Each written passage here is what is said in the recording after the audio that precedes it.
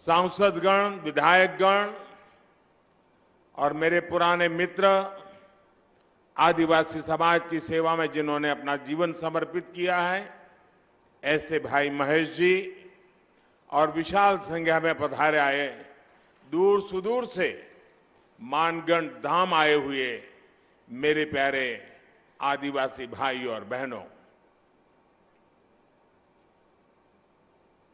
मेरे लिए खुशी की बात है कि मुझे आज फिर एक बार मानगढ़ की इस पवित्र धरती पर आकर के सर झुकाने का अवसर मिला है।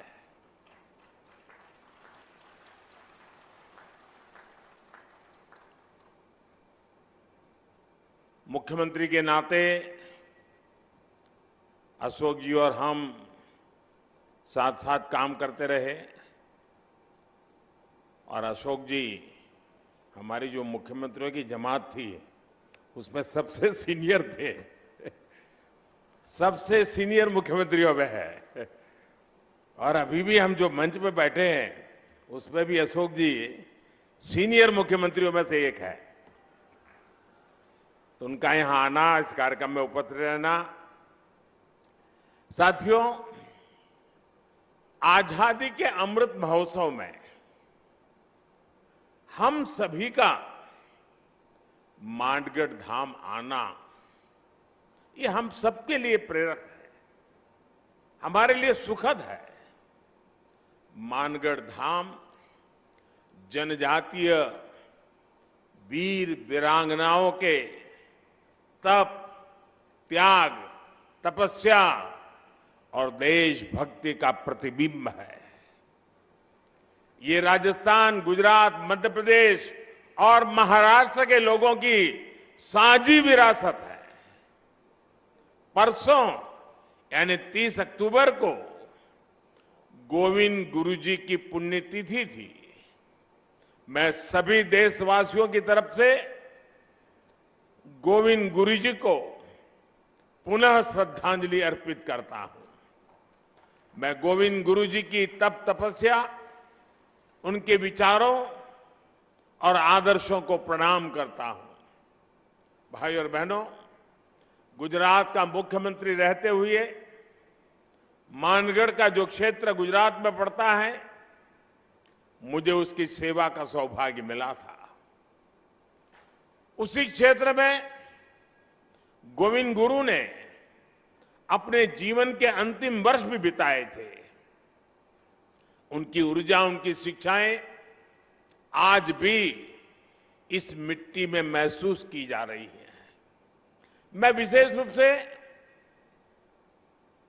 हमारे कटारा कनकमल जी का और यहां के समाज का भी आज सर झुका करके नमन करना चाहता हूं। जब मैं पहले आता था, एक पूरा वीरान क्षेत्र था और मैंने आग्रह किया था वन महोत्सव के द्वारा।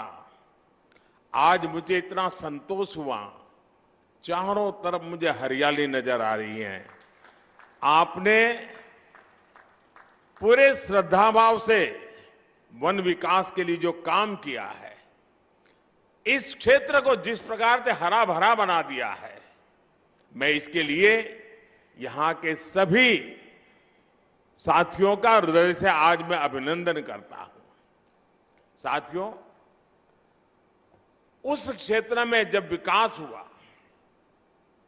जब सड़कें बनी, तो वहां के लोगों का जीवन तो बेहतर हुआ ही, गोविंद गुरु की शिक्षाओं का भी विस्तार हुआ। साथियों, गोविंद गुरु जैसे महान स्वतंत्रता सेनानी भारत की परंपराओं के, भारत के आदर्शों के प्रतिनिधि थे। वो किसी रियासत के राजा नहीं थे, लेकिन फिर भी वो लाखों लाखों आदिवासियों के नायक थे।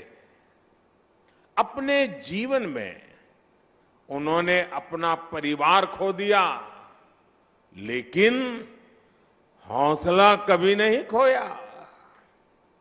उन्होंने हर आदिवासी को, हर कमजोर, गरीब और भारतवासी को अपना परिवार बनाया। गोविंद गुरु ने अगर आदिवासी समाज के शोषण के खिलाफ अंग्रेजी हुकूमत से संघर्ष का बिगुल फूंका, तो साथ ही अपने समाज की बुराइयों के खिलाफ भी उन्होंने लड़ाई लड़ी थी।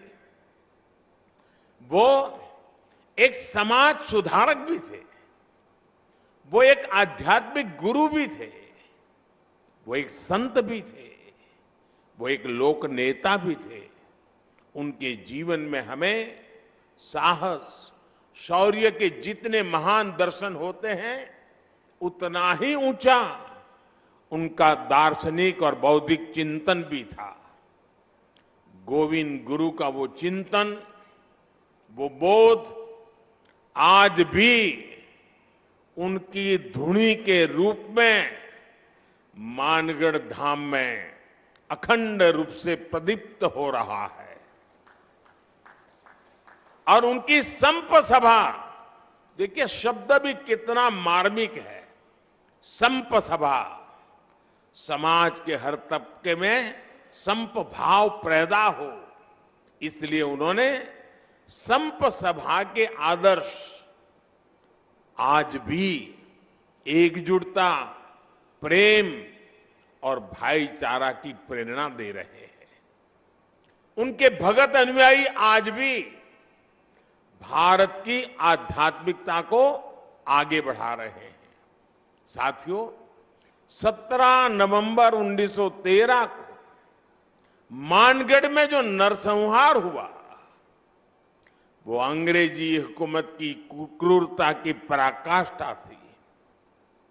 एक और आजादी में निष्ठा रखने वाले भोले भाले आदिवासी भाई बहन, तो दूसरी ओर दुनिया को गुलाम बनाने की सोच मानगढ़ की इस पहाड़ी पर